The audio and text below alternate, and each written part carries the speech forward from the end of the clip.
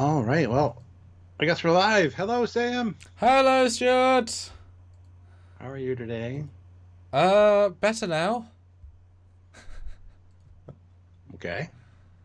Well, it was go go go kind of day, and this happened. I was like, oh my god, stop, listen, what, think, you know, Yes. it was a day Good news. changing news.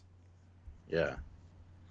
But explain the poll, Stuart, because there's a poll What? already. You don't want a What? Oh, I pre-poll. didn't even. What? Oh, yeah. Yeah. Well, yeah. Just for everyone that didn't know, Prodigy has been picked up by Netflix. What? Yeah. And they'll be streaming season Okay. 2 in 2024. But that's Dun, ages away. dun. Oh wait, it's October. Yeah.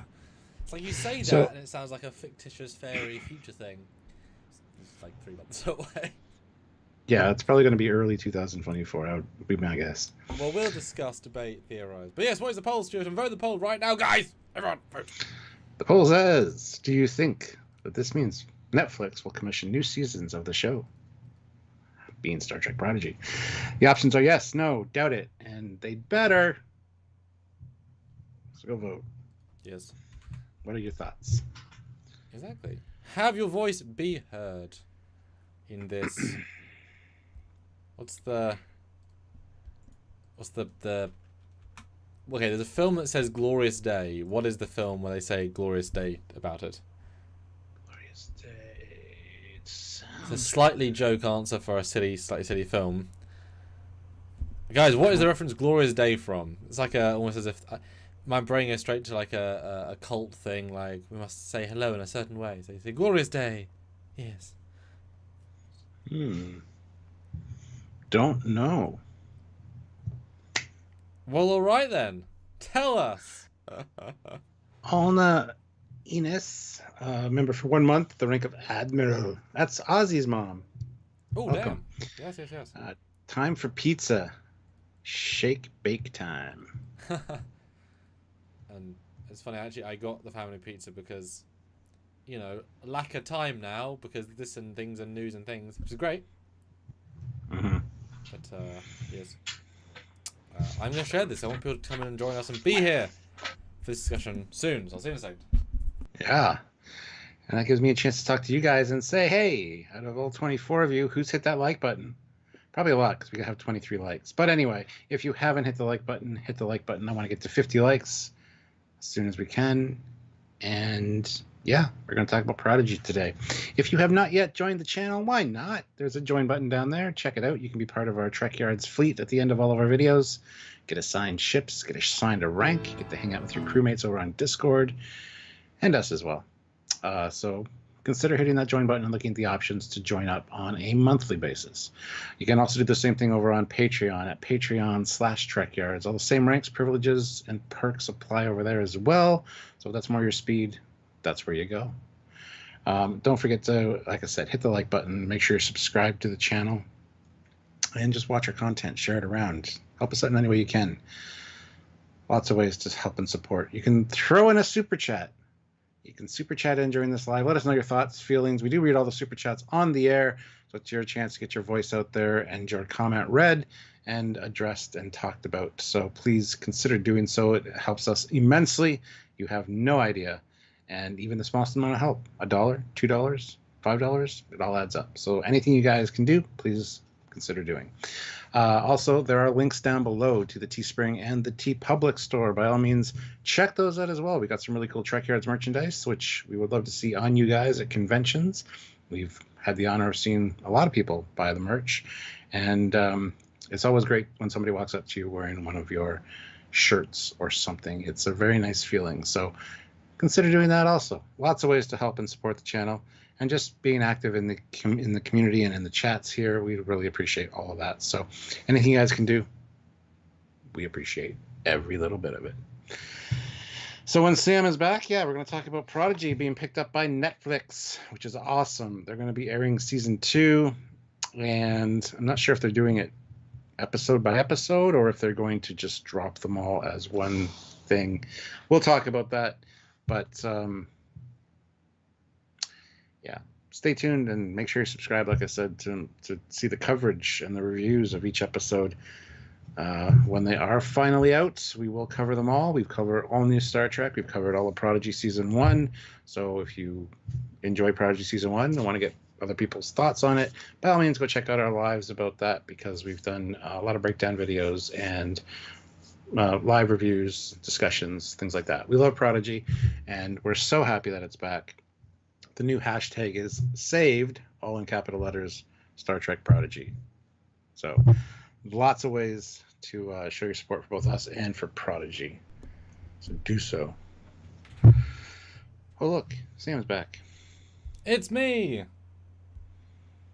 Ula asked how many episodes for season 2. It'll be 20 episodes again, which is awesome. Philip, season 2 is not finished. It's being finished in January.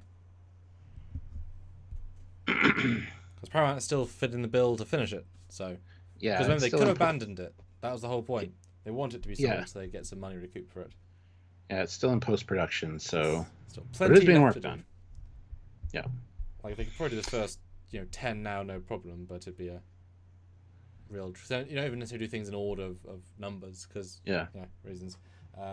So yes, Stuart, so some bad things happening in the world. This is certainly a good thing. Where were you when this news break? The good news. What were you doing? Where is the moment? Express to me. I was sitting in front of my computer, and you said we were talking about what our live was going to be. I was the today. one. Yeah, and you're like, we saved Prodigy, and I'm like, that's a little bit. What, did it get picked up? And then it's like, you sent me the link, and I looked, and I'm like, ooh, and yeah, so I was just sitting here, just doing my thing. Well, that's nice. I got to tell you. Small world. You're the one. I was in between things. Came to the PC to get a thing. Went on Twitter because why not? I was like, what? Hey, where? Yeah. Because there's, not that we need to be told, not that we need to be told a pre-announcement or anything, but it was one of those things that I was sure it would happen, but at the same time you think, oh, it's never going to happen because companies don't know the value of shows. Yeah. Etc. But gosh, it was cancelled 3 months ago because I've released 3 films since, one of which was for that. Yeah. I feel like 3 months from cancellation, which I know for Inside was very abrupt. They didn't know until we all know pretty much. It was very like, boom, there you go. Yeah. I feel like 3 months is a very quick renewal, or like finishing. It is. It didn't feel like it at the time when we were in it, but yeah, in hindsight, 3 months is pretty quick. Because how many times is there a year, 2 years, 3 years, or even the context of 5 years back we're doing another season, we're bringing it back. This is because as I said to some people on the team, it's like there's a difference between this situation and many others, which is if the team is still making the show now, which they are, then if they then greenlight season 3 sneakily without telling people, because that's what you would do, then the same people could just keep moving on to that team, to the new contracts, and just keep going. Yeah. Versus if everyone moves on, say VFX supervisor man who's helped bear the team, then goes to work on Disney thing, his contract is 3 years, bringing someone new, that guy hates visual canon, season 3 is now not the show we had for 2 years, because they lost the entire team. Then a season 3 for me, I'd be like, oh, I don't, because it's not the story, it's the overall show. It's everything in the package that I want. It's not just the story. The story's fine, but it's everything. So to get a renewal internally with the same team is what you need, even if it's just some of the team. But at the end of the day, the supervisors, the people who make the decisions, are going to stay on to the last day because they're the ones who are finalising the stuff. So 3 months until it's official, or they might even say, here's an extra $500,000. Really finish it off in a good way, like really make the ending even bigger, or I don't know, right? Could be to extend contracts, but it's a really good time, especially if in theory because obviously there is only so many people you'd try to farm it out to: Netflix, Hulu, Amazon. That's really it, right? There aren't So if you have really cool things in season 2, they could have been showing Netflix like some. Well, look, this is episode 11 of season 2. It's really impressive as it was being finished, and that might have helped also push everyone over the whatever. Great news. The Stanley's O member for 1 month at the rank of ensign. 1 month. Welcome. Hi all, Prodigy saved. Celebration, yes. Yes. And it's good because Netflix, I think Prodigy get a wider audience on Netflix, and more people are going to get eyeballs on it. They're going to see it. They're going to watch it. They're going to let their kids watch it and kind of come in the room and Janeway, what? And sit down and actually learn to appreciate the show more so than I think, more biased audience that was on Paramount Plus. Because a lot of those people were there for Star Trek, and a lot of them won't watch the animated stuff. Whereas Netflix is much broader, and I think will get a bigger fan base for Prodigy, and actually might get more of a push to get more seasons. So, because if their numbers skyrocket with this show, they're going to be like, more seasons, please. So, pretty much. Again, yeah. But Jarzia, though, throws in $20. Yes. Thank you so much. That is awesome. Thank you. Great news. The show has way too much potential to end after 2 seasons. Also, I've been absent for a while, but I noticed you're closing in on 70K subs. Keep up the good work. We are. And just so you guys know, we're also at our 9-year anniversary. Today! Well, it's nebulous, because I was looking back at my Facebook memories, and I was getting like, happy 2 years for Trekyards, and that was yesterday. So it's anywhere between the 10th and the 14th. No, it's the first day our first episode came out. Like, you know exactly when it is. It's Trekyards episode 1. Yeah, well, no, episode 0 didn't come out first, did it? Exactly. Well, I just googled Trek episode 1. That was a bad Google. Because that's the anniversary of actually being a thing. We announced it obviously earlier, but yeah. So we will be doing next weekend. We will be doing a bonanza birthday celebration. So you want to call the Trekyards. So thank you for the 1, subs. TOS Romulan Warbird, Trekyards EP1, 9 years ago, October the 11th, 2014, 33,000 views. Yep. Cool. So yesterday's our 9 years. We don't want to celebrate that too much today. Although this is a great present, Stuart. I feel presented by the Star Trek gods. They removed Earth, and they've given us back Earth. That's a lot of. It is. Well, it's a special day. So yeah, we'll do a very, very. I think we just had an incredible Drunk Yards Extreme. It was it was a really, really fun time. Marie was here. She did a really good job, I think. We all had a lot of fun on that. Really good team effort. But we're going to do a maybe similar, maybe anniversary extreme next weekend. I just really, really celebrate that because a lot's changed in 9 years. Lots of old things have happened. It's exciting. And close on 10, Stuart. We're definitely going to make that a big deal because that's 10. That's going to be. 10 will be a big deal. Just that's next year. That's a year from today. It is. So mark your calendars, guys. Where will you all be? You'll be in Vegas with us, or in Canada with us, or in LA with us. You're all going to travel here because you're all our regulars. So yeah, prepare. You got 1 year to book to save up for a flight somewhere in the world. We'll go to Tahiti. Maybe. And we'll bring green screen so our digital so the backgrounds are the same, and then just pull them out and somewhere on the beach. Yeah. Hey. So yeah, yeah. Yeah, so yeah, it is good that they are back, and we are happy about it. It is a good birthday present for Trekyards, so super excited about it. Great day for it to drop this information. Well, certainly we'll remember our 9th anniversary forevermore. Like forevermore.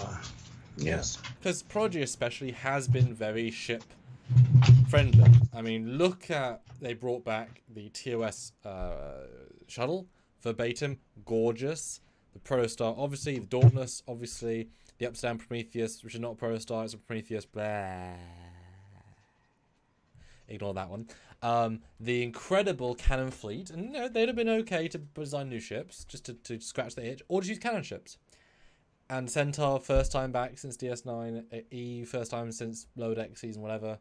Incredible. The Defiant, they're not afraid to use the ships of the cannon of the love. Voyager A, big deal. This is a ship-loving show. So we at Trekyards should obviously support that because we love ships. Do you know that, Stuart? Did you know? What ships? Yep. Never heard of them. Space ships, in fact. UFOs. Yeah. We're all about that. Oh, I saw a funny post. Sorry, the tangent. Yesterday, of someone who posted a little extract from like a 1960s something, saying, "I was so excited by the Star Trek thing, and I saw the ship, and I thought, oh wow, it's just this flying saucer again." with some things attached. I was like, okay, fine.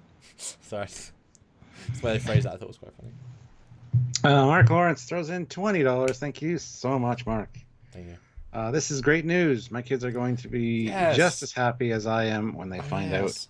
Let's hope we get more seasons beyond season 2. That is so true, actually. I've heard that from many people that their kids are like, when's next season, Dad, Mum? And they're like, it's been cancelled.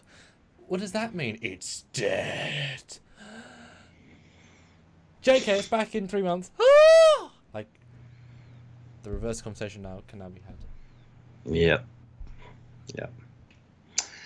So yeah, I don't know. It's great news. I'm just super excited because I just hope that they don't drop them all at once.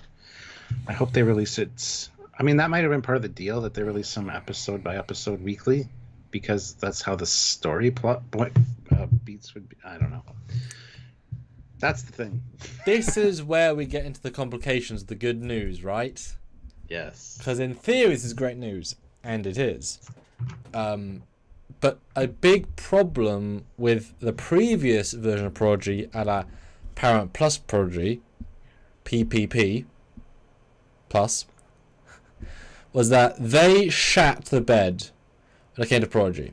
They released 4 episodes, or they released 5 episodes, promising 5, and then misled us all. It was actually 4, because the first was actually 2, but it was actually it was 1 classed as 2, so only 4. Even though they said 5 until the very last minute, I was like, oh, it's only 4. So that was misleading us, probably lying, whatever. And then there was like a 6-week break, 7-week break, or even maybe a 10-week break if it was the show in between. And yes, it was a fun 4, but they were the Star Wars 4. Yeah. Then you had it was still a great cliffhanger though, in fairness. But then we had the second batch, which were significantly better because we learned a lot more. And you could only brace them for 5 weeks, and that 5 was over. Another break over Christmas, I believe. Yeah, it was the Picard Christmas, which itself was kind of crap. We were excited for Prodigy again. Then we had another 10, I believe, in a row. I think, and they were good. They had a good momentum. Viewership wasn't very good, but they were good. And there we go. But you don't release a new younger audience show in 3 batches, totaling just under 2 hours per batch, and then the final batch over 17 months.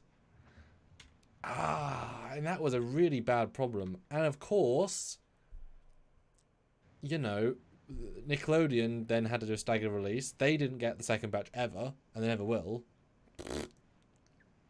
So that obviously didn't help with viewership because it didn't have a second viewership. But Paramount Plus did not promote the show well. Ever. Nope. So they were never doing it justice when it was a Voyager sort of reunion show with bold visuals. Like, it was so much potential promise. They squandered the promotion, especially when Picard got a lot of wow, Patrick's back, and then they didn't for Janeway, and she's great. Like, people love Janeway. This is not about her. Yeah.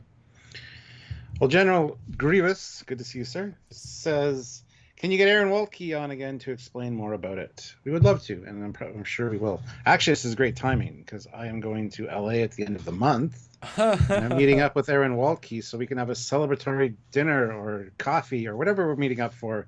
But I'm meeting up with him on like the 24th. So it's a great time. Great time to meet up with Aaron. Yeah. Hot damn. But yes, I'm certainly aiming to get him on. The problem is, of course, there's a difference between we can talk about the annoyance of cancellation versus now we're under NDAs talk about it's coming back. Yes, exactly, yeah. As annoying as that is. And what's doubly sad, and I'll say this because we love our fans, is that I was in the middle of securing us exclusive interviews for season 1.5 on Nickelodeon's release with some of the cast and crew. But they never did as season 2 or season 1.5 on Nickelodeon.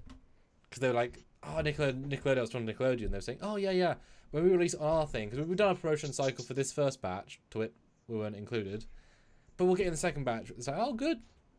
I mean, we could just film them now, and release them then because like we know the show. Now we'll wait until then. It's like right, because we could film them today. Like hold on to them for 3 months.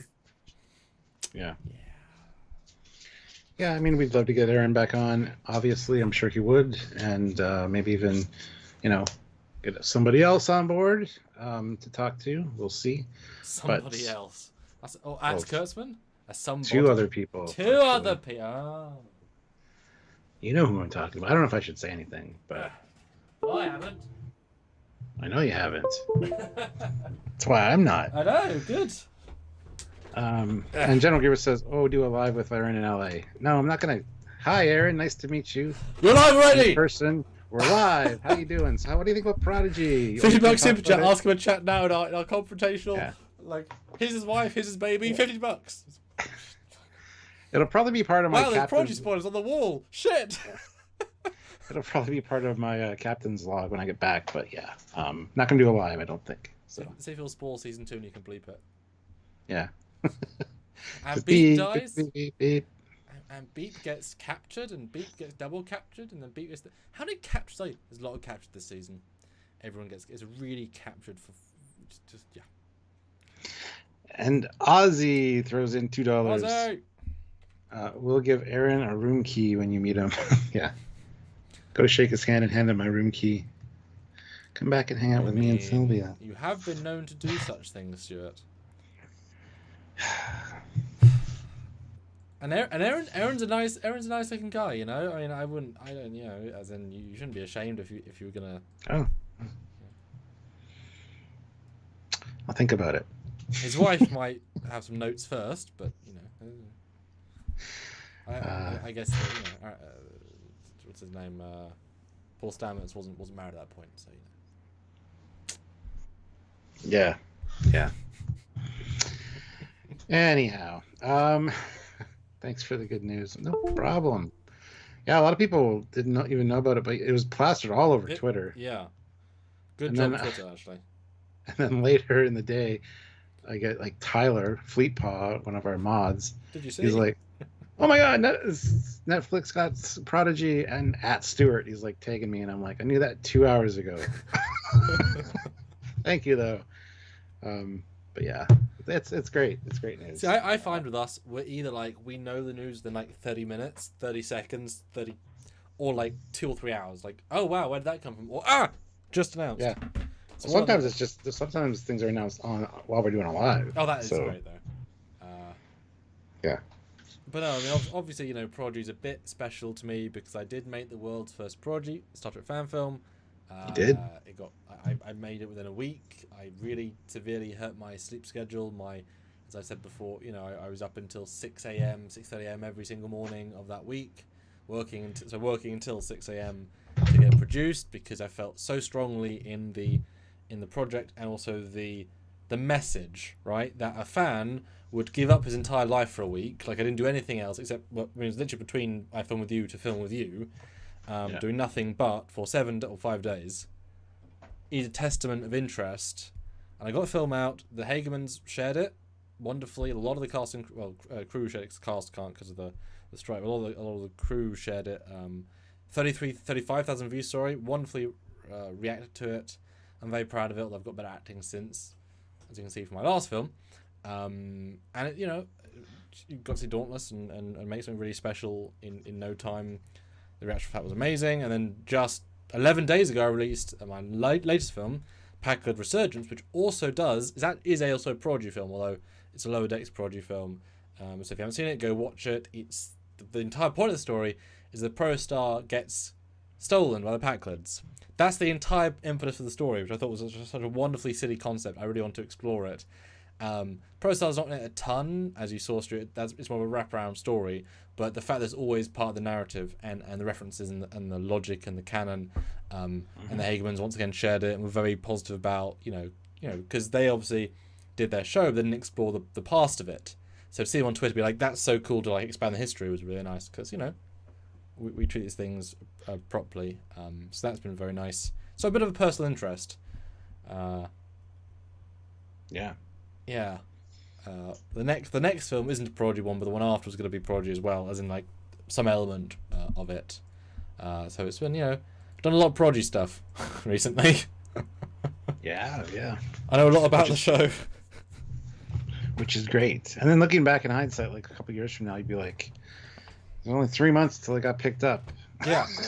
But in that time, it was like, you're like, I got to get this done. I got to keep eyeballs on Prodigy. Yep. Keep sharing hashtag Save Star Trek Prodigy. Yep. So, yeah. Yeah, because as I said at the time, when we hit up, we had a very, very pissed off live. Actually, that might be fun in our anniversary one to rewatch part of that live, like after a few drinks. Like, how were we feeling? Because we had another live planned, and we were both I was very angry. You were pretty pissed, and we had to like sidestep, and then that was a very interesting day.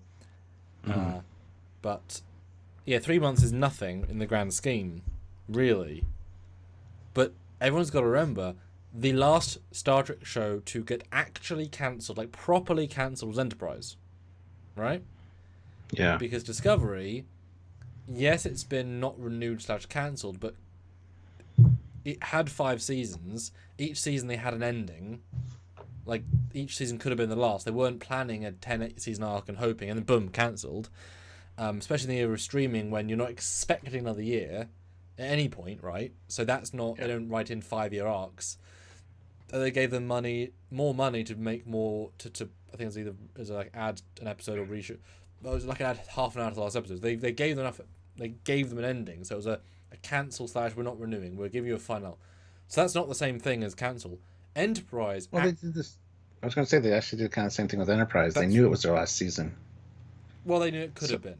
They still were making it as if it was. Because they did not know they were cancelled until Into Mirror Darkly.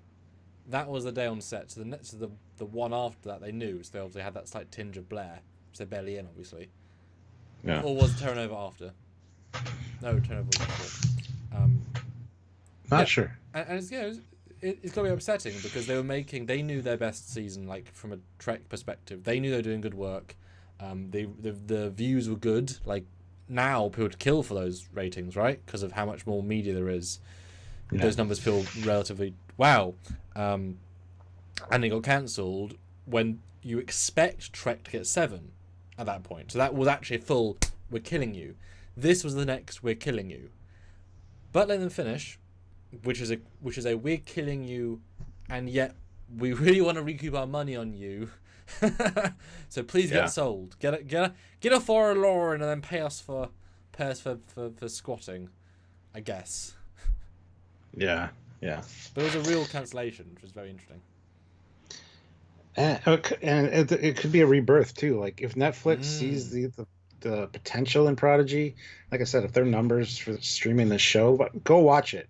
As soon as it appears on Netflix, even season 1, go back and rewatch it, everybody. And tell people about it. Tell them to watch it, because I read an interesting analytic. If you want streaming shows to survive, you need to stream every episode within the first 28 days that they're released. If you watch an entire season, if it's just bulk dumped, like all the episodes, if you watch it all within 28 days, that is very promising and good analytics for them to make more.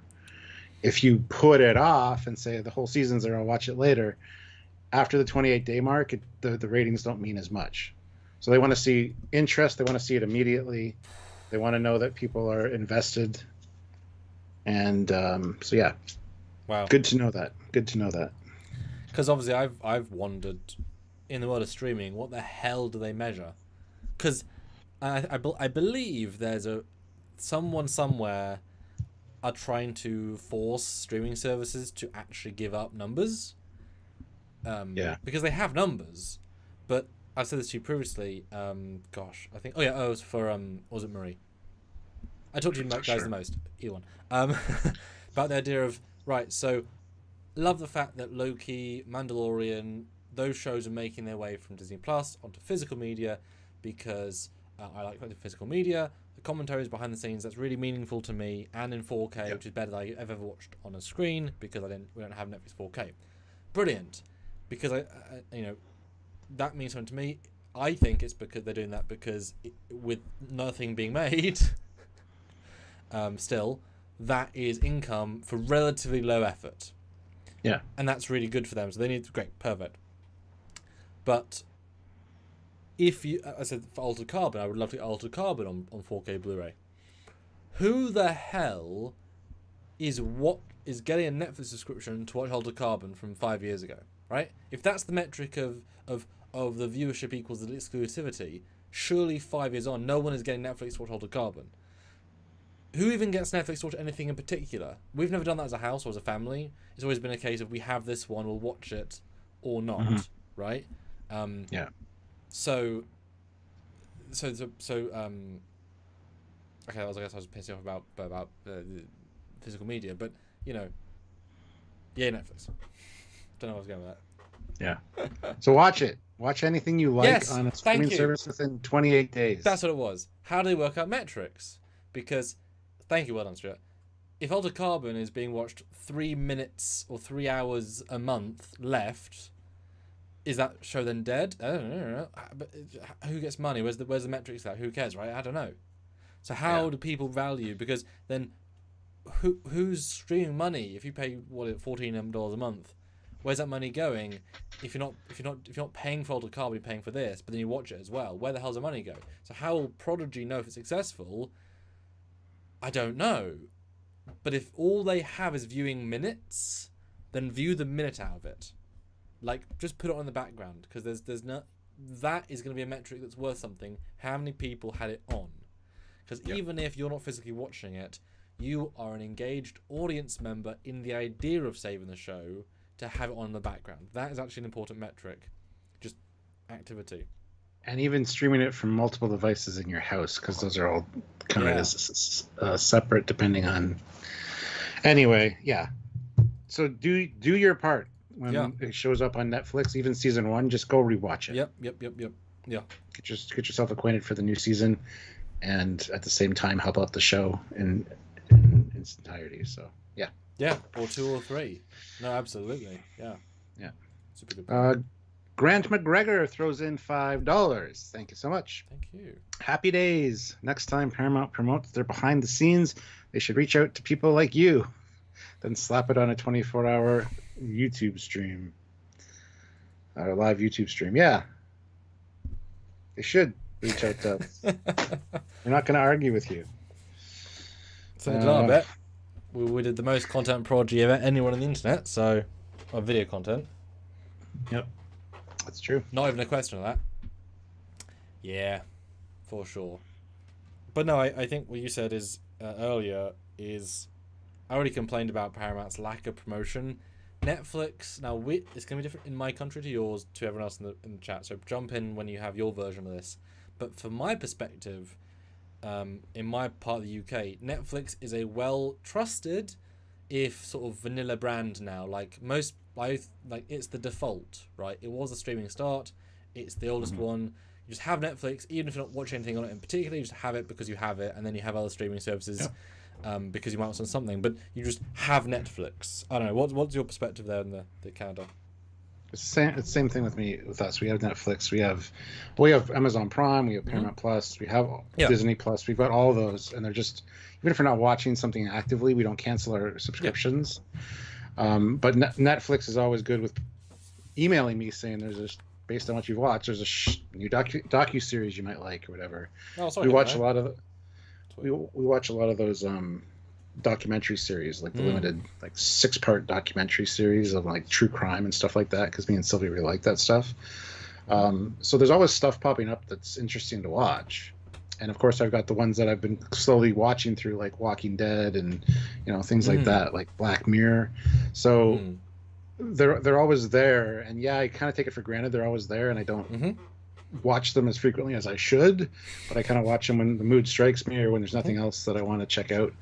So we always have them, but a lot of people only sign up to get the free month membership, and then they cancel because they binge everything that they want to see, which I don't know how that affects the streaming services analytics or their revenue, because that can't be good for them really. But that seems to be the mindset that a lot of people go with. We hear it all the time in the chats and stuff where, once this is over, I'm canceling my membership and I'll just reactivate it when something else comes on.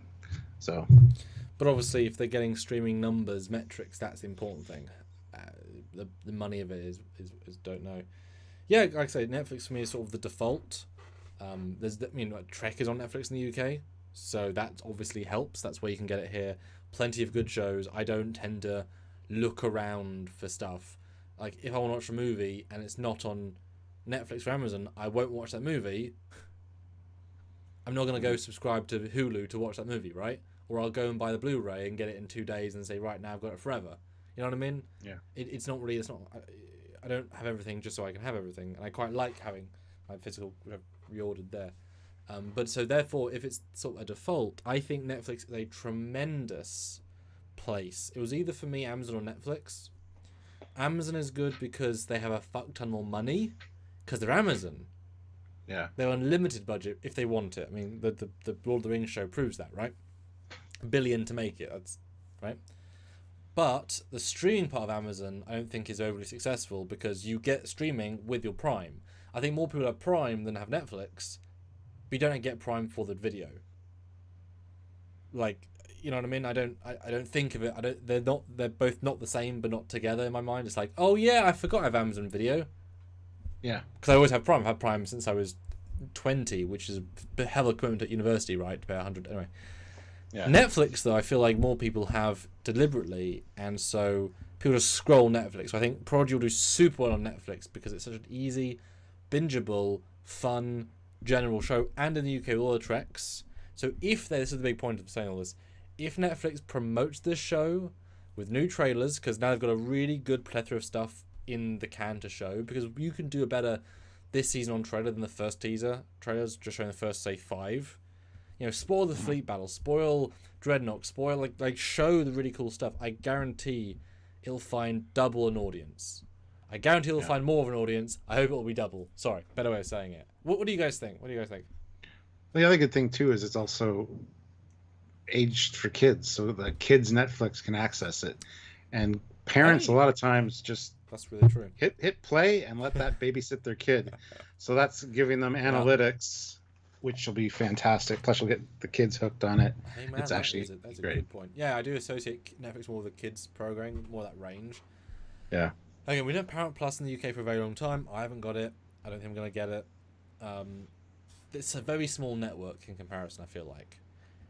And I don't think of it as being that brand of kids show anyway. Because Paramount was the home of Star Trek. It wasn't the home of this demographic. Yeah. Yeah.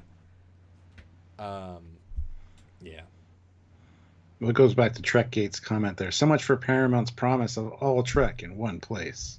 Right? Yeah. Crazy. Good point. Yeah. Strikes affected a lot.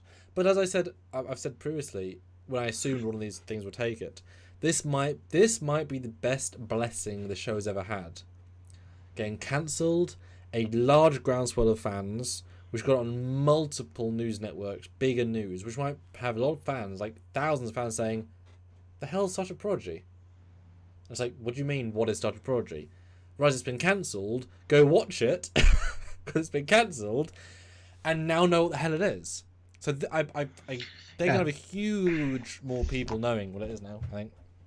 Yeah, and I've had the same experience where I've had to tell people what Prodigy is, what it's about. And then I go on to say it was canceled after one season, but not really, because they're making season 2, and they're shopping around. And oh, by the way, it won an Emmy award, and it also won another award. Yeah, won another award like a week after it was canceled. And so they're like, why was it canceled? Money, tax, I don't know. Yep. I don't understand why. Bigger reasons than quality and audience. Yeah. But Species, and we have should address this. Species says, Netflix and Amazon both cancelling good shows left or right, so don't get too excited. Yes and no. And of course, yes, we should address the Netflix 3-season out curse. Yeah, no kidding. The difference between this and that as an idea, and I obviously understand that, and they've cancelled so many popular shows, have been popular, like actually popular, is that Prodigy is cheap as hell. Yeah. I know from people that I think season 5 of Discovery cost 3 times more than 20 episodes of Prodigy. So they can make 3 seasons of this show for 1 season of that show. And yes, it's an expensive show for Paramount Plus, but it's not an expensive show to make, Prodigy.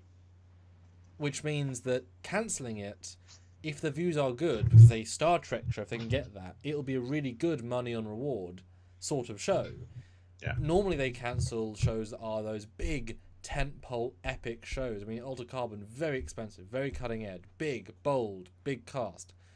I mean, just the cast budget for Altered Carbon is going to cost more than a lot of Prodigy, because Prodigy, remember, the actors do voiceover, which they cannot charge much for, in like a couple of weeks, and then they're in the can. You don't need 10 weeks of on-set filming with gaffers and sound people and makeup artists.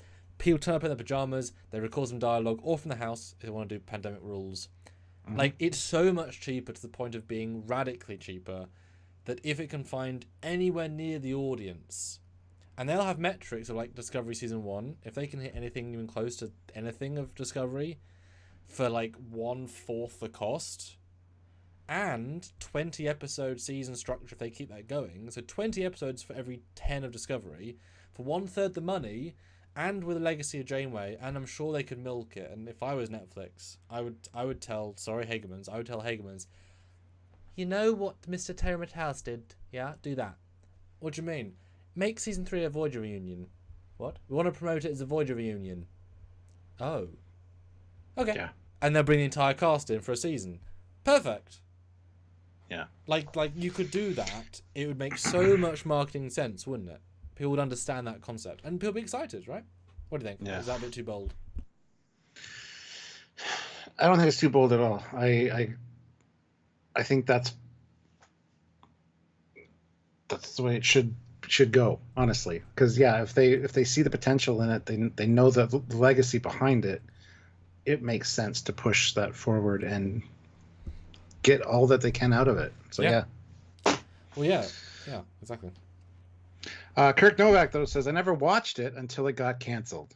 Binged it in 2 days and couldn't believe how good it was. See? Listen to us. We tell everybody to watch it.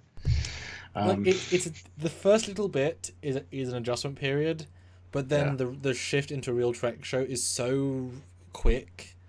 And then once you're there, you're there. You're there. You're there. You're invested. Yes. And the show's invested. I mean, sorry guys, but the 2 Aaron Waltke episodes are so goddamn good that they go into top Trek episodes. Yes. That's how good they are. That's just how good Aaron is. Yeah, and that's why we can't lose him, and that's why I was thrilled he got promoted for season 2 because he earned it. So him being executive producer, and it's not anymore as a formal role, but if season 3, like him, the Hagemans as a 3-team, made magic, right? Yeah. A few things I want to address here. Dan Ben says the showrunner for Lower Decks is worried it'll be canceled after season 5. Not really. Said it's a possibility. Anything's a possibility in this landscape.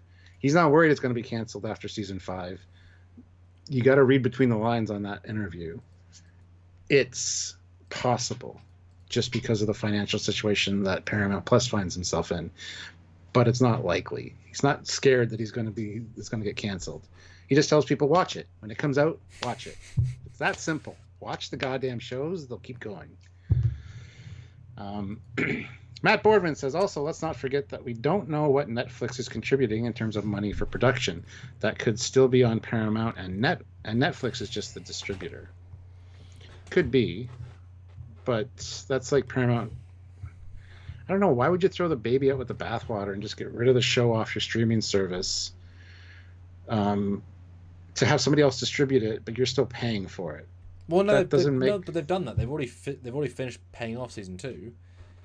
Okay. Like the show is paid. It was always about distribution to get the budget back, because you fund a show to have people watch it and get paid. Yeah. But if they buried it, they've lost the let's say 5 million, right? I have no idea. Let's say 5 million. So therefore, if they sell a distribution, they can say we want 2.5 million because we know it's not popular. We'll take it goes 3.5. Great. But Netflix can say to them, right, we'll give you 4.5 million, and we want the actual rights to the show for season 3. So we get to make it. We get distributed, and therefore you get the license fee because now we're licensing off you, but we get the most of the profit. Because the money's been spent. That was always going to be the case. No, Netflix has not paid a single production budget cost, which means that in theory, for season 3, Netflix could say, we're going to half the budget, make 10, which you could do, right? Because that would be a way of doing it. Or we can increase the budget and make a bigger season, because budget equals time equals effects, and it was very ambitious as it was. They can make even more of a tentpole show if they invest a bit more in it. Because Paramount wasn't, I'm sure, giving them a huge amount of money for what they need. I know they always complained a little bit, like they always ran to their edge because they were pushing the visual style, right? So if Netflix actually believes in it, I mean, they could put more money in and actually produce it, because Paramount won't pay to make a new season. That's off the table, because that's why they gave it away. So Netflix would have to fit the bill entirely. They did it for Discovery, and they regretted it, I'm sure. This is their second dip at the, a Trek is up in the air, which is incredible. They got to buy a Trek show again. And one that's actually good. Yeah, as it's Trekgate says, best series out of the new shows thus far. We've said the same thing. Overall. Overall. And Matt Boardman says, so depending on how much they're paying to have the rights to distribute it, if everyone shows up to watch it, then that will encourage them to make more seasons. Absolutely, yes.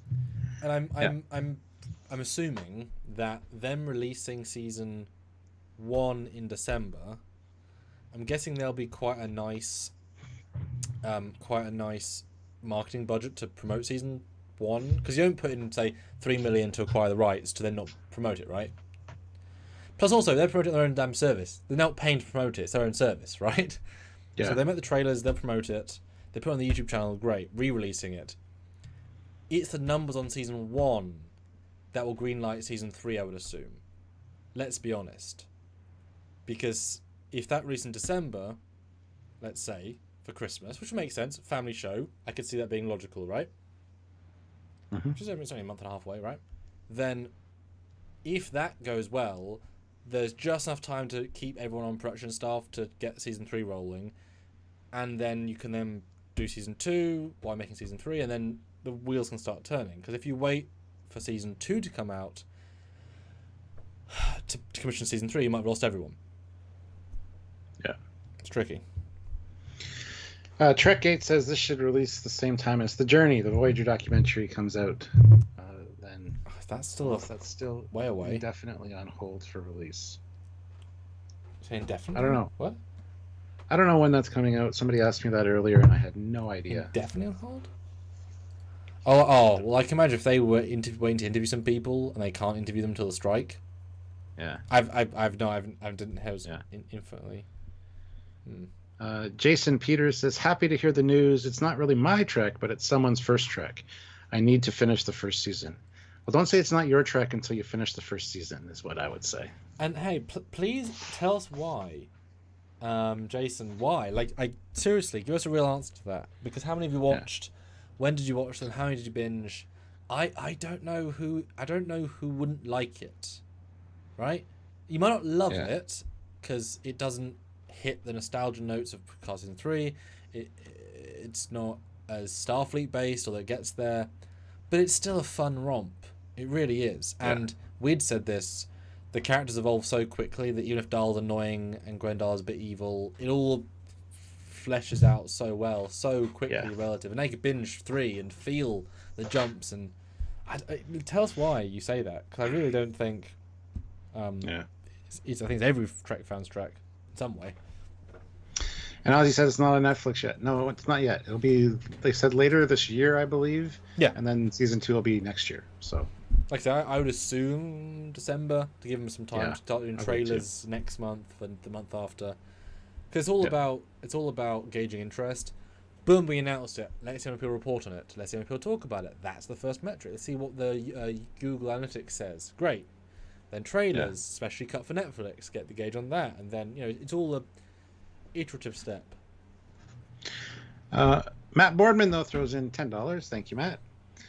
Paramount and Paramount Plus are 2 separate divisions of Paramount Global and have separate budgets. So while Paramount has faith in it and funded the rest of season 2, Paramount Plus didn't want to pay to show it. Oh. Well, because political bullshit. Showing is promotion. I mean, how often do they say you've got to earn 3 times your budget of a feature film because you spend $200 million on the film, you spend $200 million on promotion, that means you've got to make at least 400 to get your money back, because like those red carpet premieres don't pay for themselves. You got to pay a reactor to be there. You got to pay all the people, makeup people, like these things.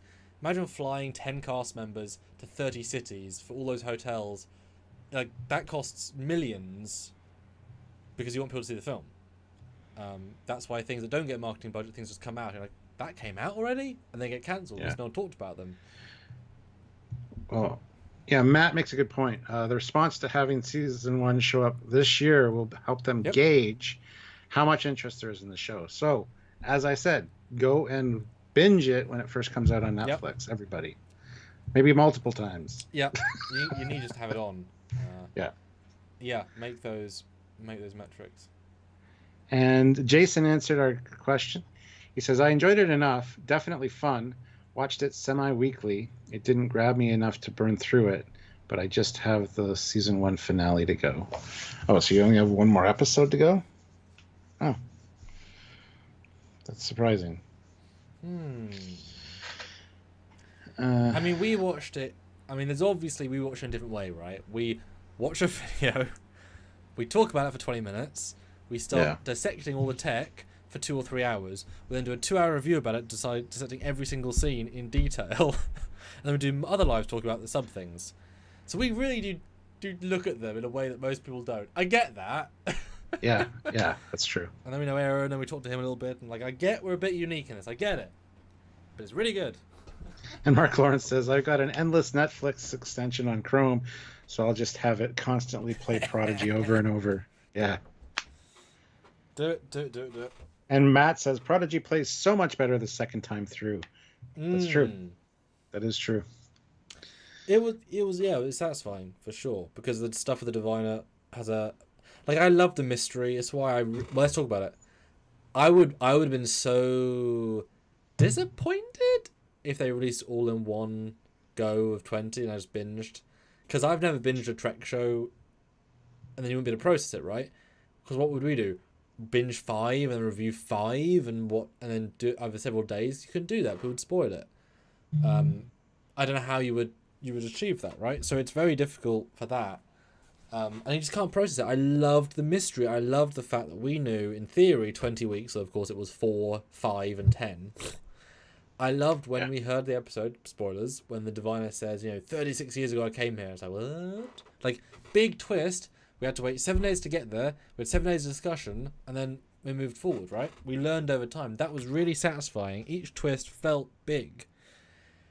If they binge release it, it might be a great ride, but will it stand out as much? But then again, of course, it didn't get the viewership by being week to week. And so I would imagine somebody in one of the departments is saying, it didn't work. Because they did it and it didn't work. But it's a multifaceted problem. What if it was Paramount Plus that failed them? What if it was this? What if it's that? What do you think? What do you think? I don't know if it was Nickelodeon or Paramount Plus that failed them. Apparently the release schedule was based on Nickelodeon. And you said they didn't even get the last 10 episodes for Nickelodeon? Nope, they never released them. Like, what the hell? This was a Nickelodeon show that they put in the money for. Yes. Almost, some of it. Until obviously you realize Nickelodeon is owned by Paramount. Well, yeah. So they paid for the show just via an arm of their own company. Yeah. It's very I didn't realize that until like last year. It's like, oh, okay. But yeah, there's a lot going on there, a lot to unpack with that, because I just don't know. But again, I guess Nickelodeon budget, same thing. They don't want to squander their money promoting a show they know aren't going to get views. But it would get views. Like, if you released it properly instead of breaking it up the way they did, because a lot of people lost interest. A lot of people. Yeah. We noticed that right away. Like, that first break was not as detrimental as the second one. The second one was so long, and everybody just assumed that the next 10 episodes were season 2. Yeah. It's like, no, this is all part of season 1, guys. We haven't got 20 the episodes. End. Yeah, that was ridiculous. Because it felt like it, and it was it was also a really good season finale part 1. Yes. Like. Yeah. Let's see.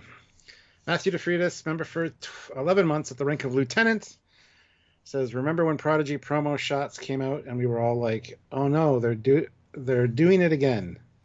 Now we're celebrating its revival. Amazing. I don't remember saying, oh no. I was a staunch supporter of this show from the beginning. So we didn't know what it was going to be going into it, but I had very high hopes and was not disappointed at all. So, and my buddy Ryan is here. Little King says 3 cheers for Prodigy. Yes, you need to watch Prodigy, Ryan. Yeah, I mean, I was very honest about the look of the characters. We all talked about, hey ho. Yeah. Yeah. You just called Gwen a hoe? Yes. What you just did? Well, hey, I mean, she and Dal, maybe because it's a very odd motley crew, and of course Jankum looks like an Elix species, etc., etc. But now we know the backstory of all of them, which really obviously helps. The ship is very, very JJ. But also, I've now done a lot of work with it, and I love flying it because it's very nice in motion, but it's still very JJ, and I would do many things differently. But that's okay, and I always love when I have to write a dialogue where someone talks about it in universe.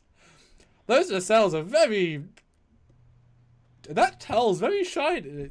You can play fun at it, right? Because it knows what it's doing. It's very on purpose. Because it's a race car, isn't it? That was the point. It was a super experimental race car, fast ship.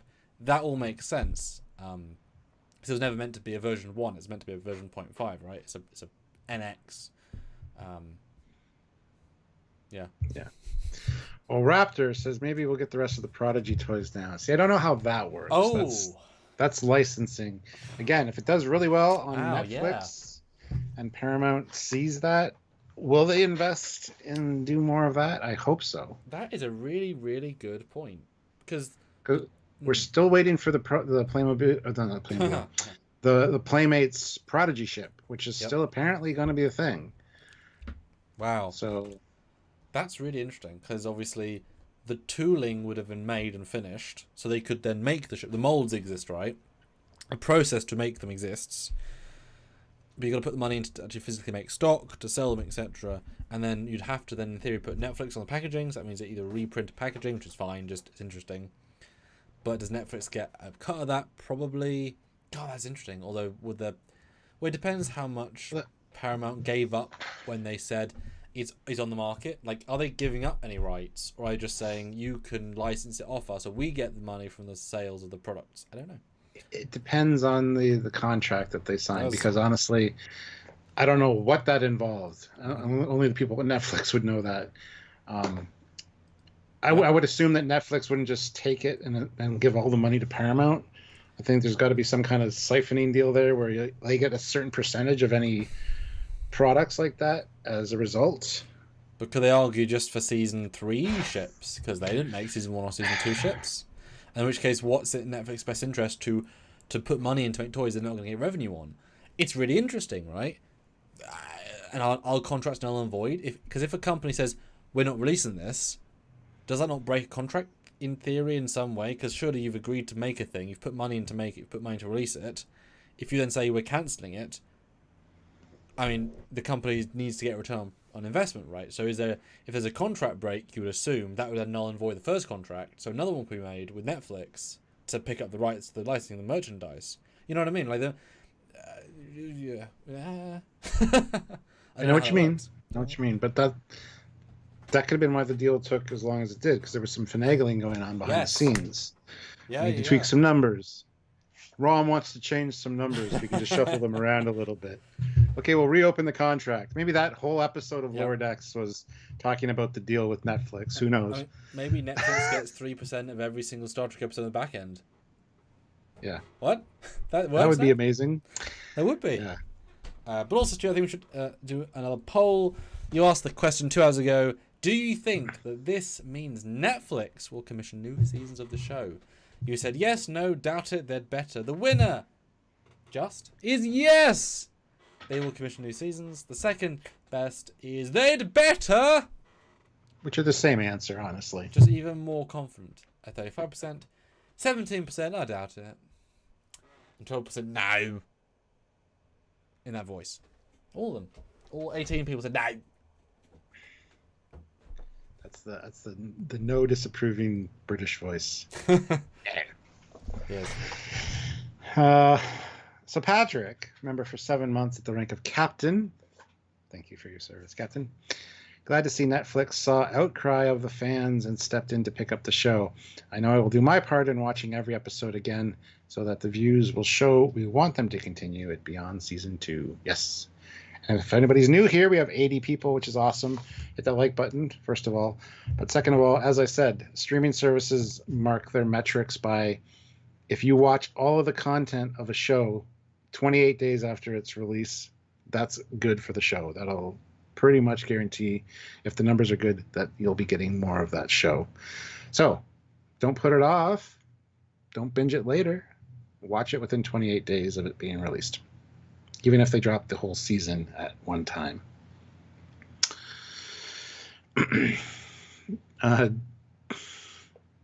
Dave Anthat says, Netflix got burned by disco. Sure. Really surprised to see this. Well, again, like it was just said, I think the people at Netflix were stupid. They went on social media. They saw all the hashtags, Save Star Trek Prodigy. They saw all the fan films. The love and outcry, yeah. Plus, they probably asked for numbers from Paramount for Blu-ray sales, which shot right up as soon as it was announced that it was canceled. Because they had seasons or episodes 1 through 10 out already, and then it was a pre-order for episodes 11 through 20, and those blew up. Like most places were sold out of the Blu-rays.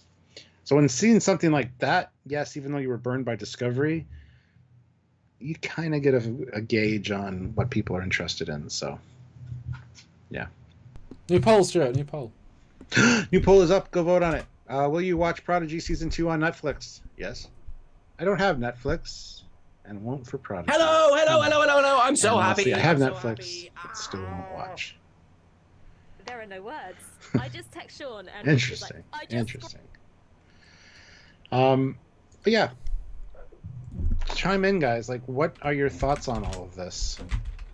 Obviously, a lot of people here are excited. Even if it's not the show that's for them necessarily, like Jason there, he appreciates the fact that it's somebody else's show, maybe their first Star Trek. And we've said all along that Prodigy is a good gateway into Star Trek because of the way it kind of explains things. So yeah, and it's very bingeable. Half-hour-long episodes. Well, under half an hour, but it's a good way to get introduced to the world of Star Trek. Just saying. And it's also just a good show. Like, that's the remarkable thing about it. It was actually a good show. As I said many times, Discovery would not have got more seasons if it hadn't already sort of invested. A lot of the time, they say, it takes 2 or 3 years just to recoup the cost of sets because they cost many millions, right? You have to do just to make that cost make sense. As soon as you cancel the show, you've got 2 million left on the, on the budget for the sets. Why I've wasted money. That's why Strange Worlds 2-season order to justify the sets and the costumes and make it big. That was part of the deal. I don't know where I was going with that. Oh yeah, but Discovery, was actually by reviews alone. Why the hell would it get a season 2, right? Its reviews were terrible. Mm. Panned. This is a much better show. To only get this is silly. So Netflix must be seeing the positive. Yeah. So I can't imagine, except season 2 of Discovery with Pike, and that's because of Pike and Spock. Has Discovery ever had the positive reviews that Prodigy gets? The positive fan reaction? Like, it might be a less loud spectrum of people, but there's not really negative Prodigy love comments. There's lots of negative Discovery, some positive, so there's more people talking. But surely the positive for Prodigy is significantly higher than the positive for Discovery overall. Yeah. Yeah. What is this? Since when did Sean from Trek Culture become a member of Trekyards? Yeah, I watched the videos for like 4 seconds. Because he says he has the flu, but he just released a video saying Prodigy's back. And I was like, Sean, you have the flu. Why are you... Oh. And he's like, he sounds fine. It's like, you said you had the flu, Sean. They're doing a video. Originally, yeah, we were going to do a live today talking about not just hashtag Save Star Trek Prodigy, but hashtag Save Star Trek, based on Mike McMahon's interview that you need to watch the new content to continue the show moving forward. And then just turned on a dime with the irony of us saying that last week, and having it planned for today. Wow. Yep. Sometimes irony can be hella nice. Yeah. Sternbond also says not a Prodigy fan, but glad it was renewed for those who like it. Sturm, why not Prodigy fan? What about it?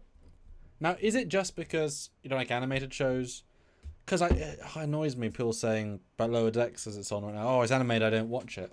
Why? Why? You know, I don't get it. Now, fine. I didn't watch Star Wars Resistance because I thought the trailer looked like shit and the animation looked crap. But it's mostly the trailer, not the animation. But anything was worth my time watching because the trailer was crap. So I guess you could argue I'm of that. But Rebels looks nice and Clone Wars looks nice, no problem with them. But it was the trailer, right? That didn't hook me. But I was like, that's not worth my time. And I heard it wasn't. It wasn't a good show, so. And Dave Anthat, I don't know if that's supposed to be your name, says syndication saved the original Star Trek. Think this will be the same. Yeah, it's not quite the same as syndication, but yes, as I said at the beginning of this, it's gonna being on Netflix. I think is going to open it up to a wider audience, because honestly, a lot of the people on Paramount Plus are there for Star Trek, and they had their minds made up that they weren't going to watch the show, whereas Netflix is a much more general audience, and I think scrolling through, especially for like kids and stuff, this might attract more attention and get more eyeballs on it. And once you watch it, either love it or you're just kind of meh about it. I don't think anybody that's watched it all has said they hated it. A lot of people say it's just kind of not for me, but it was good. Or this is the best new Trek. That's the thing. You've got to get into the later episodes to really like see all the layers. Like an onion. Yeah, because you can't watch the first 5 and know what the show's about. Because it's not what it's about. It's about the build. So, you got to get all 20 in your system to appreciate, because the end of season 10 is... The end of the first 10 is great, the end of the second 10 is great. Like, they have distinct 5 episode, 10 episode, 15, 20. It's a really strong flow with big moments. Because they planned that from the beginning. Yes. Very important. As if that's not really, really useful to a show. Which season 2 we can expect the same. Yes. Oh, yeah.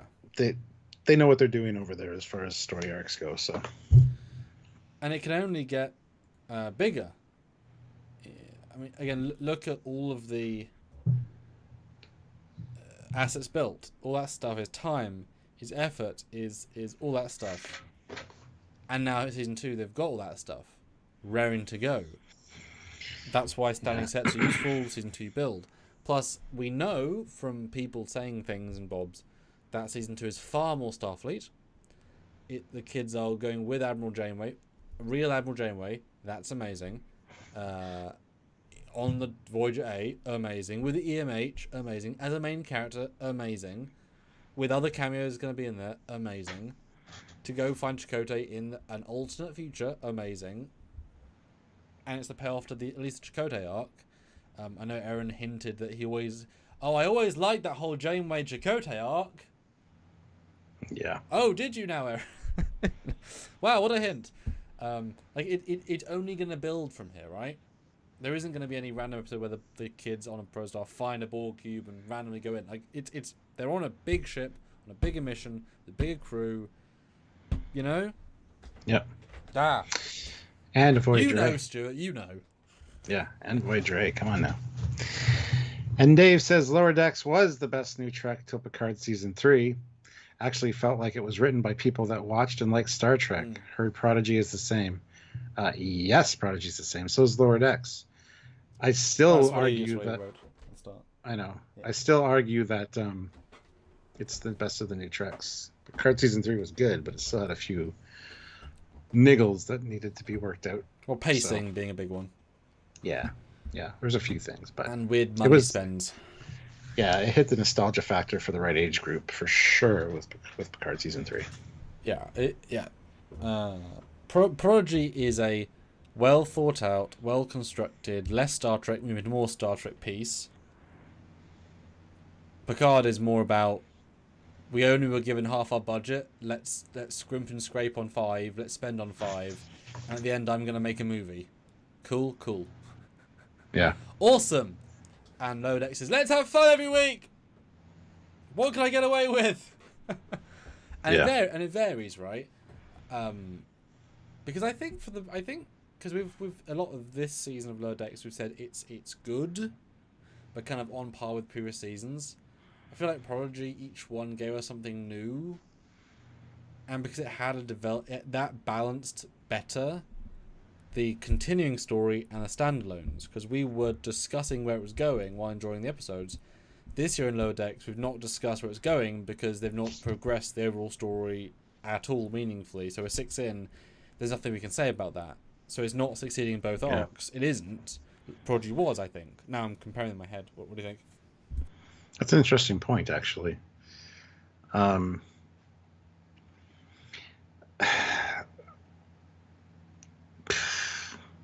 don't know what to say about that, because Lower Decks is, we got to move on with this damn mystery ship, but I think they're moving along most of their characters, progressing them, which is nice. Although Mariner, as in the last episode, she's kind of keeps falling back a few pegs, but I think that's all important because Mike McMahon has a plan for the characters, and that's just one of her hang-ups, is that she keeps self-sabotaging. Whereas Prodigy, it's much more fun to speculate on that because we get more hints of what's coming. Whereas Lower Decks is more episodic and kind of standalone, honestly. So that's kind of my thought on that. But because it's such a talent to do weekly and yet season arc. And I think I've personally found that you do need both, because it adds a layer of depth to the show. You were more always on the episodic, but I think you're now missing the serialized. If you're trying to do both at all, do both properly. Either go full because Stranger Worlds is mostly episodic, but there's character arcs, but there's no story arc really. You're just waiting for T'Pring might show up, but she's not the arc, right? So that's a better version of doing it. Are you waiting for the Gorn War? Yeah, but you're not. That's not the point of the episode. Lower Decks is not succeeding the overall. Whereas Prodigy, it was progressing the overall because each chapter was moving forwards. Might not be the same in season 2 because of course they were moving to the Federation, right? That was a distinct, like Snakes and Ladders, right? They're moving one step. It felt that, but they're doing a really good season arc because we felt a development. I think I need both. I think both is a good way to go because the Star Trek universe is so big that having a satisfying build is fun. And a payoff, and a resolution, and the cliffhangers. Like the season 1 battle at the end would not work as a random, oh no, we found a device this week, let's have a giant space battle. Where it worked because it was, shit, we got here. Oh no! Oh! Yeah. It was great. You're absolutely right, but you have to have that talent of mixing those larger arcs with the episodic.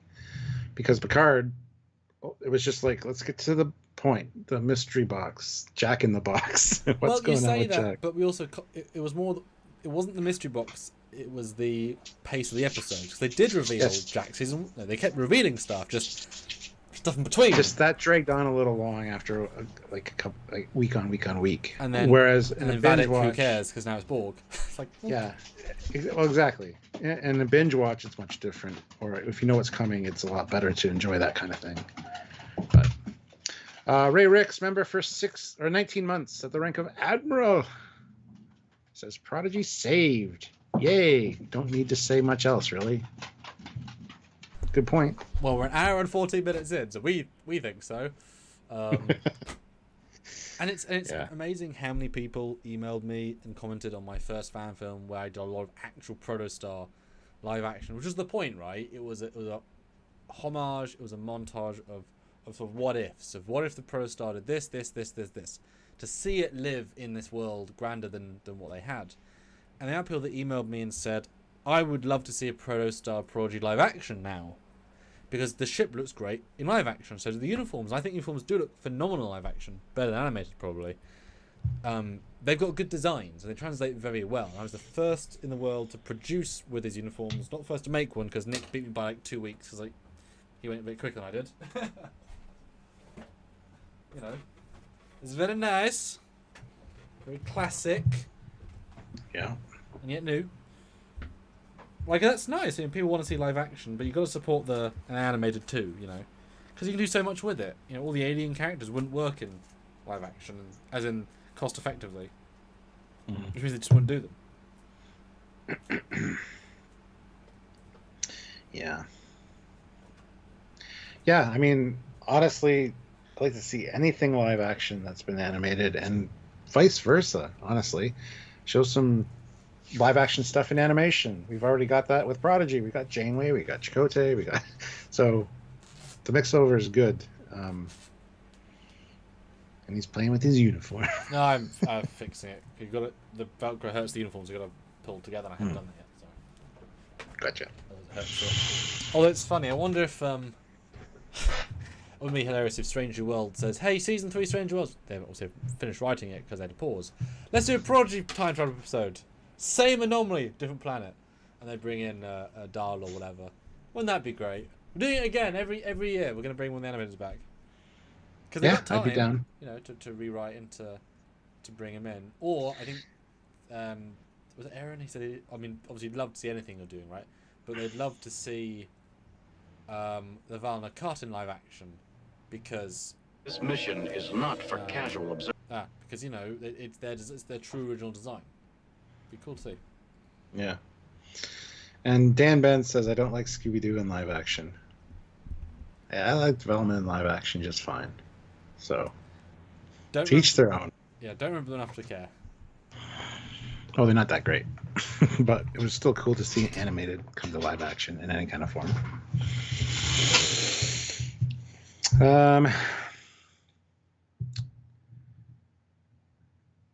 Best animated show in Star Trek was Strange New Worlds, Those Old Scientists. That was a fantastic episode. Matthew says, I love Prodigy, but I feel like it's missing something. I don't know what it is, but it's missing something. The show is excellent, though. I think the reason you're saying that is because you went through all of season 1 without really having the Federation present. Sure, you had Janeway chasing them. I think it's going to feel different for season 2 because they're on Voyager A. They're in Starfleet uniforms. They're going to have a Starfleet crew around them. I think it'll be a different feel, and maybe that's what you're missing. It could be something else. I don't know, but that's kind of the feeling that I get from that statement. Everybody expects different things from different mediums, so...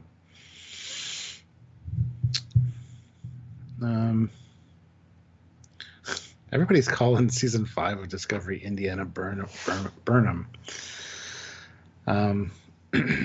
Stuart, I don't really care. I don't either. It's just going to be yay, we're reviewing a sci-fi show. Awesome. Oh, man. But we're going to do our due diligence and cover anything new Star Trek. That's kind of what we do. Other channels cover specific things and not other things. But we've covered everything, even if the views aren't always there, because that's what we do. We do it for you guys. And Matthew says, I think you're right, actually. You could be a counselor for the lack of structured Starfleet. Yeah. You have 70 people watching, 90 likes. I want another 10 likes. If you haven't hit that like button, now's your chance. Please super chat in. We want to hear your thoughts on this, how excited you are, any suggestions you have, anything you know, maybe behind the scenes. Maybe you work for Netflix. You don't have to tell us that. You can just put it in the chat. No, it's like being cops. You have to tell us legally. No, I don't want them to breach their NDA. So put something in the chat, and we'll just pretend like we didn't see it or something, and we won't hold you accountable. Okay. Yeah.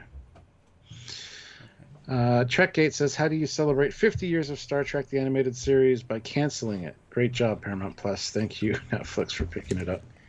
Yeah, and no reference, any reference to Star Trek Prodigy in there. Star Trek Day celebration of animated Trek, which really pissed me and a lot of people off. Well, you can probably argue that because part of the reason we all assume they didn't want to do it is because if you have it on anything publicly, you have to pay the people who were in it royalties because that's part of the deal. So removing it from services meant the royalties no longer have to be paid. But if you then use it for promotion material, I would include that as a royalty. So probably part of their contract, a step down equal you can't use a promotion because then you're using it, so therefore it had to be just removed because otherwise you're paying people. I wonder if like the Gwendala actress got anything for holograms all the way down. Yes. Where you see Rock. Well, you see not Rock Talk and. Well, they weren't in it. Their likeness was, which the company owns. Well, yeah. See, they're. But that's the thing. But then normally a trailer would have a clips, right, and that would be the thing. But I think it was a licensing thing. But obviously the contracts were very short tracks for them beforehand, so it was all finished. Plus, also, it's just a. Did you watch the making of Very Short Tracks? I just saw it came out. I haven't seen it yet. Yeah, I watched it yesterday. It's interesting. They actually had 10 scripts, so there's 5 that they didn't do, which the one guy really enjoyed aspects of. He'd like to make them at some point. So, if they had 10 scripts and those were the 5 they picked, I don't know how bad the other ones are. Yep, that does not make me want to watch the rest. I'm sorry. I'm intrigued to see what they're about, though. What, but does 10 scripts mean 10 people filmed? Does that mean they filmed Frakes for another 5? Because, you know. No, they didn't film. They just had 10 scripts submitted, and they made 5 of them. Wow, that was the pick. Yeah. Yeah, give it a watch. It's like 3 minutes long. It's worth it. So it's a very short behind the scenes. Yes, it is. Good. Dan says this. I don't know. They're still going to make the Academy show and Section 31 movie. That's the rumor. Both have been greenlit. Yay, Kurtzman. Funny, here we are discussing and fighting for Lower Decks and Prodigy, and there they are making the two things just like, oh. Well, shit, nobody asked for. Discovery based. Yeah, they want to make their own thing. They don't want to listen to the fans and do what the fans want. They want to do their own thing and screw it up. Fine, let them go ahead. Or they want to do their thing for Discovery fans now. Because they have enough of a fan base after 5 years. Although, my God, it's amazing. I've read like 10 comments in the past 2 weeks of people saying, man, I used to love Discovery. Season 1 and Season 2 were the best. And they're going downhill. Like, God damn it, make better Discovery like Seasons 1 and 2. And I'm just like, what the fuck? Like, it's shocking to read that. But they're serious. Yeah. I guess they don't like Star Trek because you can't watch Season 1 and be a Star Trek fan and think that's great Star Trek, like classically Star Trek. Like, it's just not. It's not trying to be. It's interesting sci-fi, but it's not good Star Trek. Yeah, there you go. Whereas Season 3 has a lot of, and Season 4, you know, yes, Season 4 is dull as all hell, but there's a lot of good Star Trek in it. It's a great premise. It was just stretched out too far. Yeah, if it was 5 or a movie, hey, a movie would have been phenomenal actually. That's not the problem with it. It's the season's the problem, not the Star Trekness, which is the reverse problem. Because the season of Discovery 1 was interesting, but the Star Trekness was shite. And the fact they got, obviously, changed around and episodes moved, and like that wasn't good. Yeah. Like, remember, originally scripted to start the Klingon War. No, Mirror Universe was meant to be episode 5. And they said, no, do it episode 9. It's like, huh. So we have to invent 4 in the middle that are filler, and then cut the end by half. We can't do that, so we're going to invest in 3 more episodes, but give you only 1 episode to end the entire Klingon arcing because we forgot that existed. Oh god, just stupid people. It's amazing, right? It's amazing. Somehow the Klingon War ended because a bomb was in Cornus. Like somehow Palpatine returned. Yeah, I think they foreshadowed. Oh, there needs to be a very short trek of when the bomb left Kronos. You know? Yeah. Stern Von Alk says he hopes and prays the final episode of Star Trek Discovery will be Riker viewing it as a holodeck fiction. Yeah.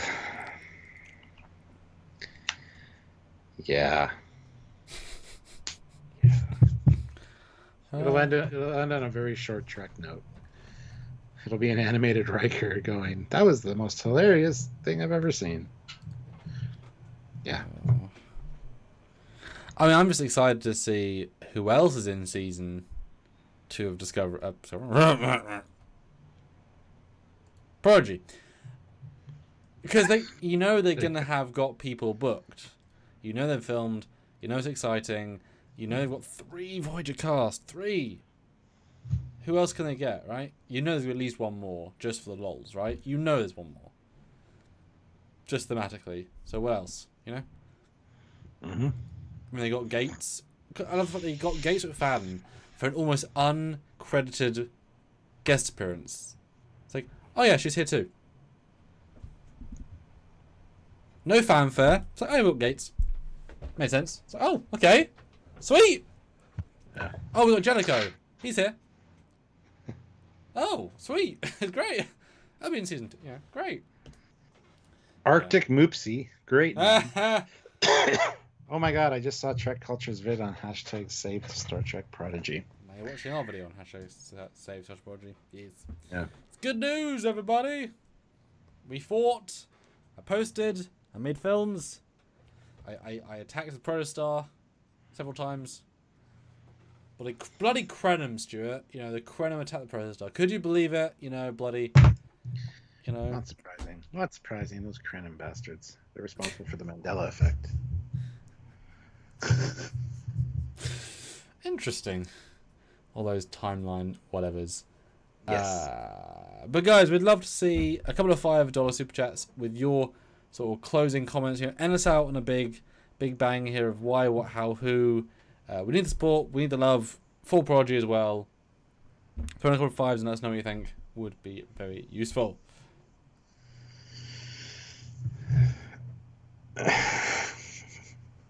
Just reading some of these comments about how Discovery should end. Oh my god, you guys are hilarious. How did this turn into Discovery bashing session? Let's just... Prodigy's back, guys! Oh, because of Discovery not... Netflix not cancelling it. I know. It's Netflix, the home of Discovery and Prodigy. The weirdest bedfellows. Well, Yeah. is Discovery on Netflix now? I assume it isn't now. No. I don't know. It has been on for a long time. Oh. I think they canceled it after season 2. They get it off the platform after season 2. And I think Paramount continued to make it just to prove a point.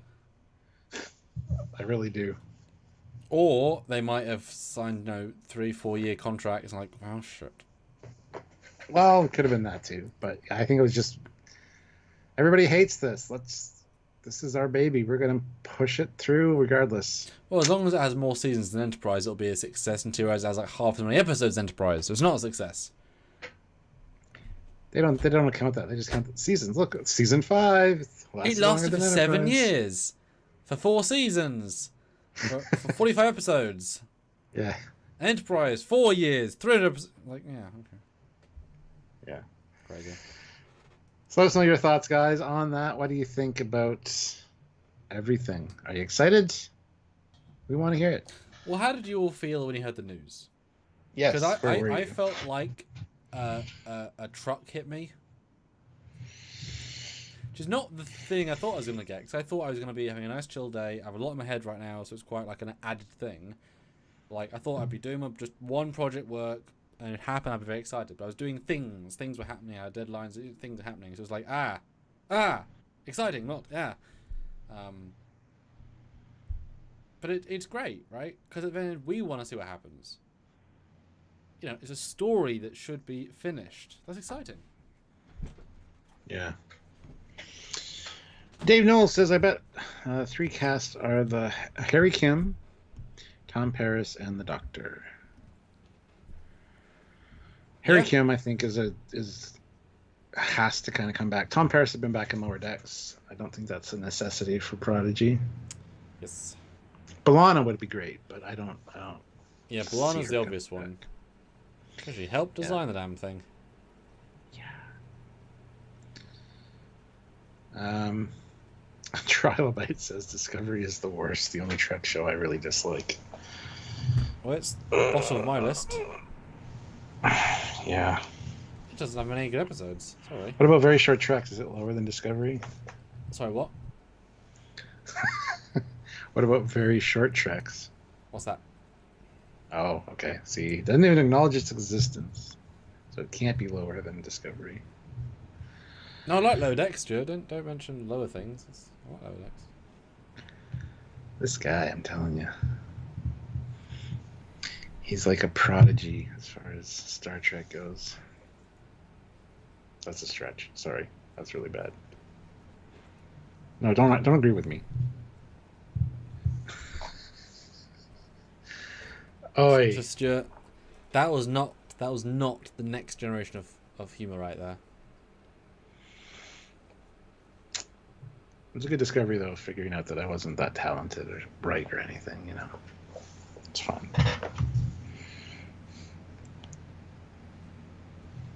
Yeah, you can't use tiles very much. They're very limiting. They are. Oh, my God. The Booger episode of Very Short Treks is better than Star Trek Discovery. Oof. I mean, no. There's some good scenes in Discovery. And it's so sad. Once you meet Sonequa Martin Green, she's lovely. Yes. Like, Well, really, they're all really lovely. Nice. Even Chris Isaacs, or Jason Isaacs, whatever his name was. Yes, nice guy. Orca. Nice. But, like, she's Anthony really Rapp. lovely. Like, actually, she's a really breath of fresh air. And Awashikam, her actress, she's amazing, too. They're all great. It's too bad they were put in that show.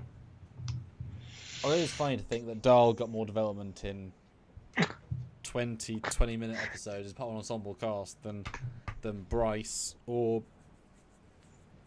Reese got in 6 You can never seasons. goddamn remember those guys. Yeah. You're really bad for this. Well, What is the Arium actress's other role?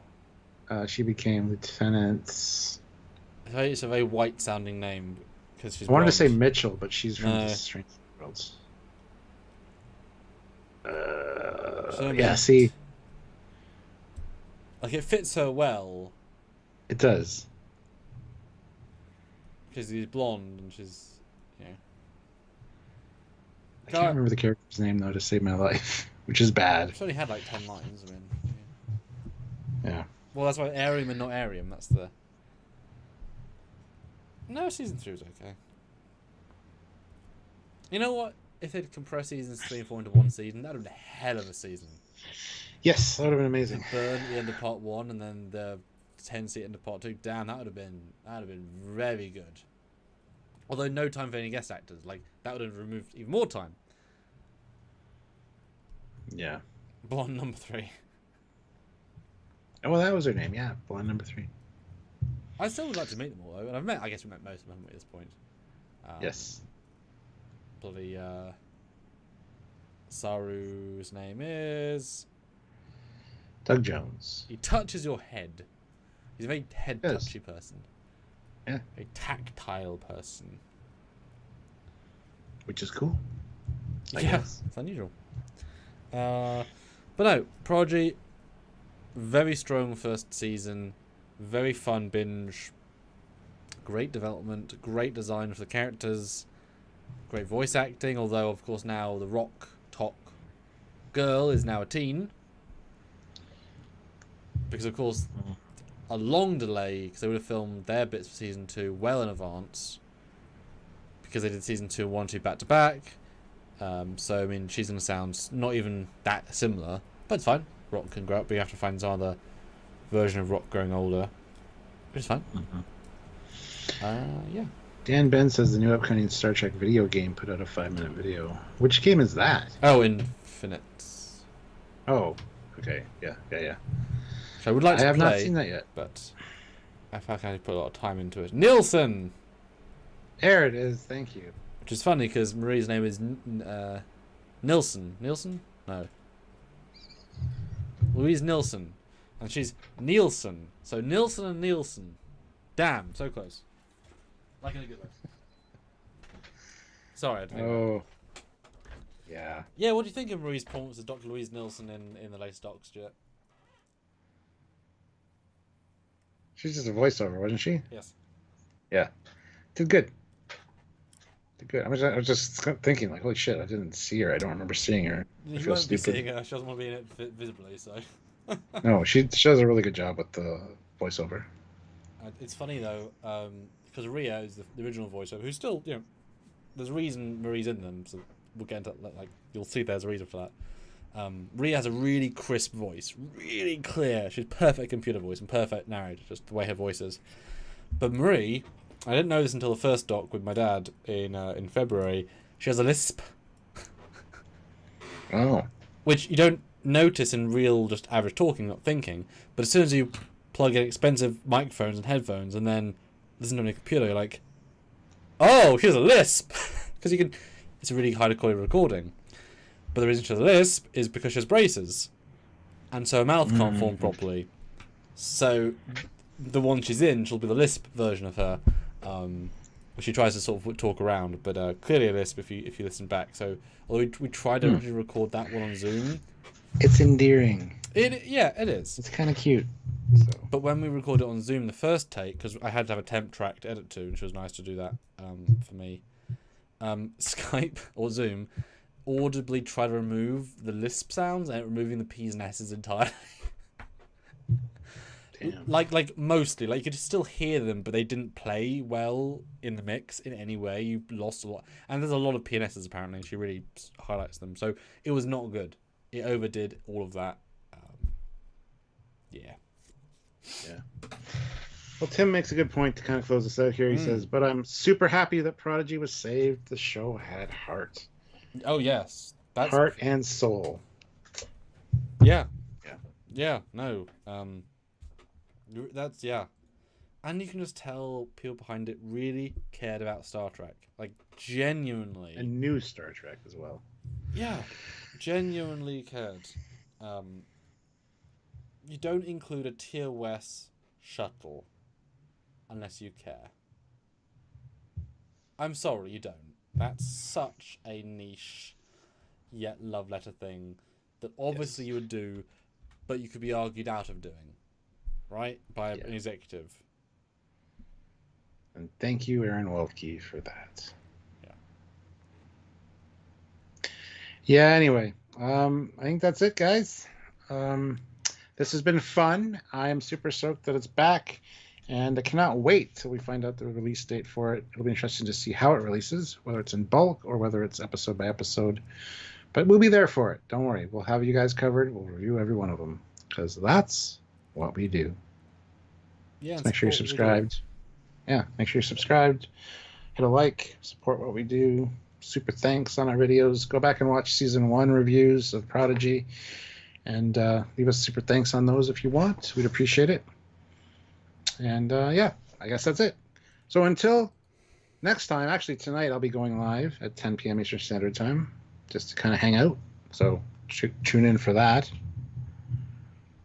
And it's happy anniversary, Stuart.